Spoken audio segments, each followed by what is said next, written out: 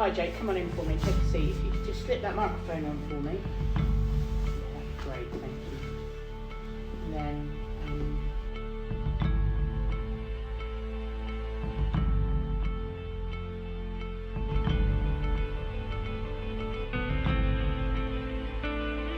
and action.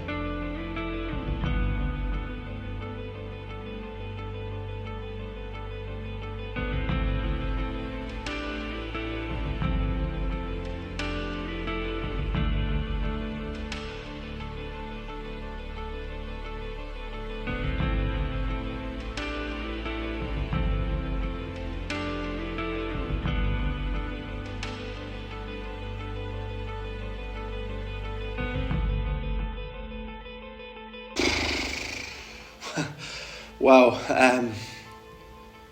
where do we begin? It was a Sunday like every other Sunday.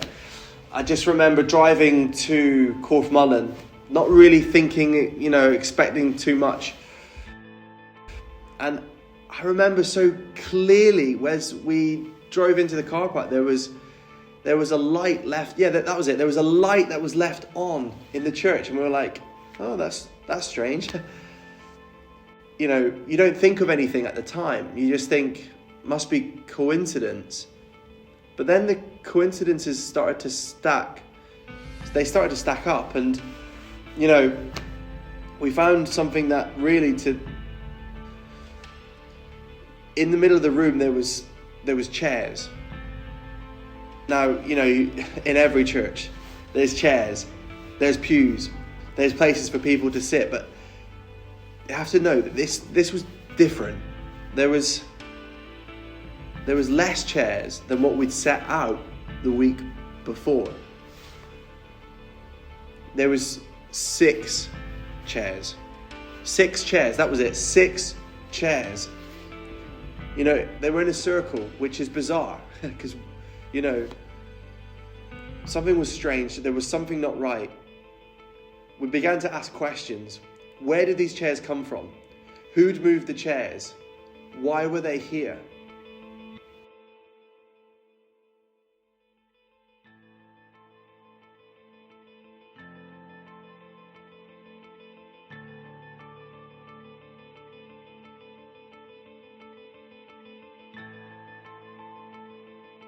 We began to discover things which were really, really odd.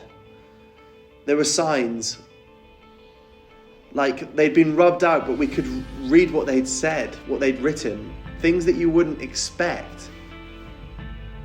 I remember there was things that were left. There was communion cups, but no bread. Why wasn't there any bread? Who has communion and leaves it behind? Before we could even realize it or stop it, the secrets began to unravel.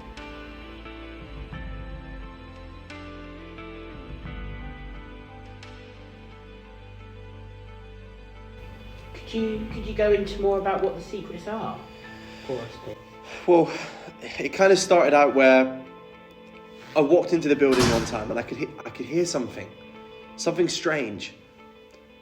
Yeah, that was it. I remember now. Yeah, it was the cleaning cupboard. The cleaning cupboard was the door was left open. The light was left on. There was somebody in the building. I'm sure of it.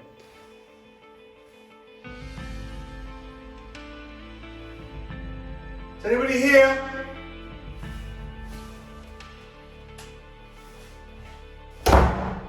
But before I could realize it, I was attacked.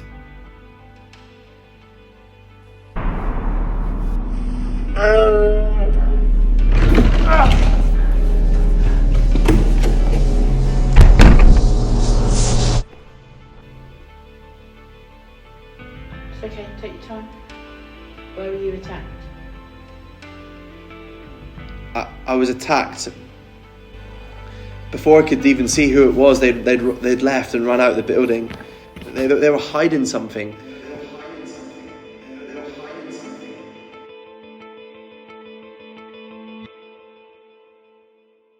But I remember being struck on the back of the head, and that's it. It was a praise.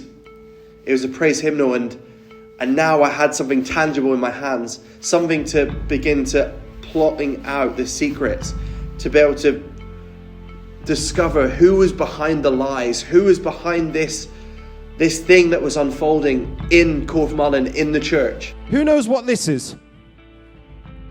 It's not a Bible. It looks a bit like a Bible. It's got pages like a Bible, but who knows what this is?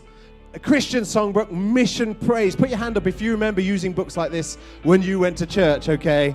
And then I began to connect the dots.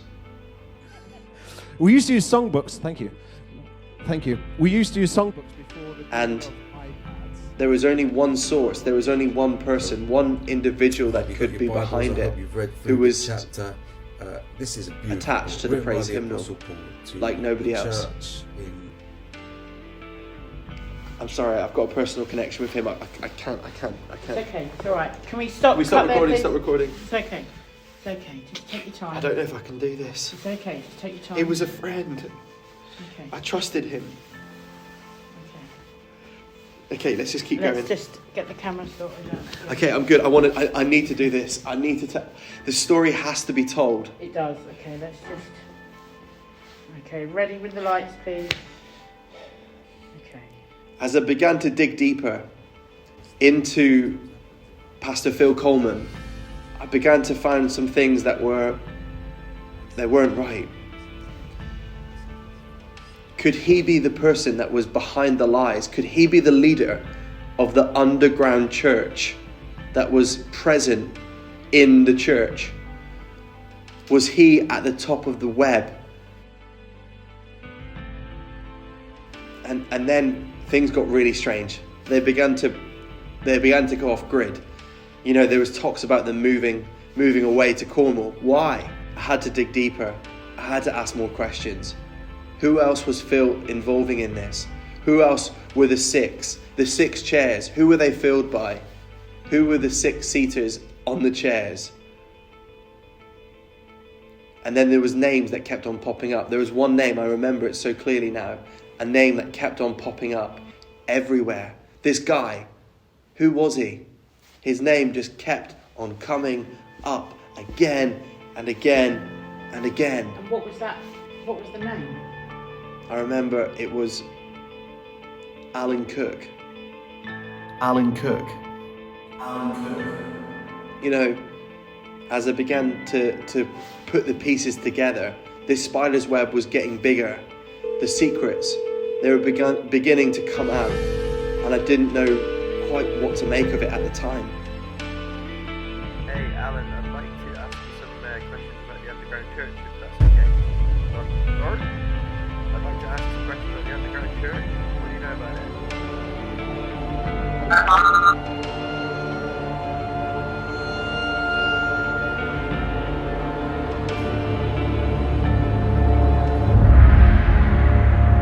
And then something really, really bad happened.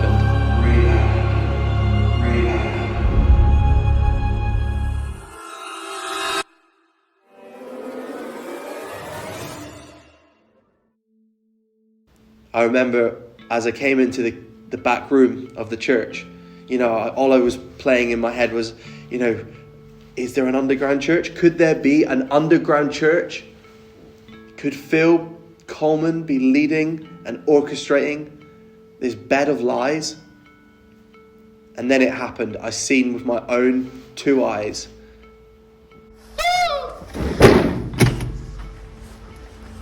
I seen somebody from the underground church run out the back door.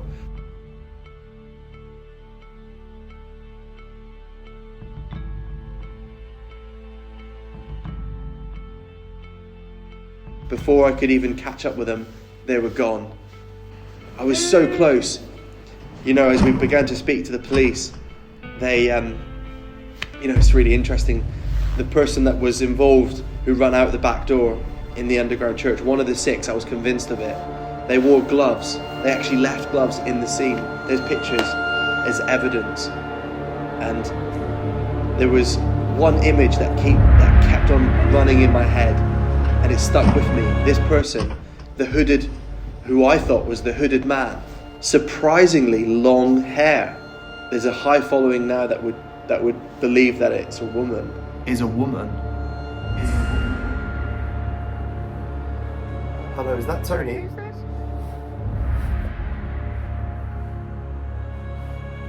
That one of the 6, one of the underground, is a woman.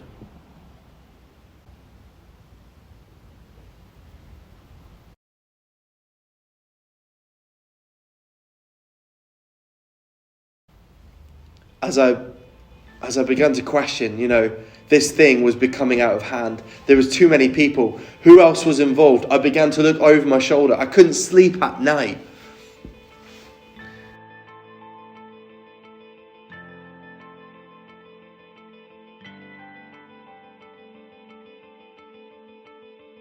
I ended up having to leave. I needed to have more answers than questions, where I could have these mysteries solved. I had to go. I had to find another place. I needed to go and find Pastor Phil Coleman.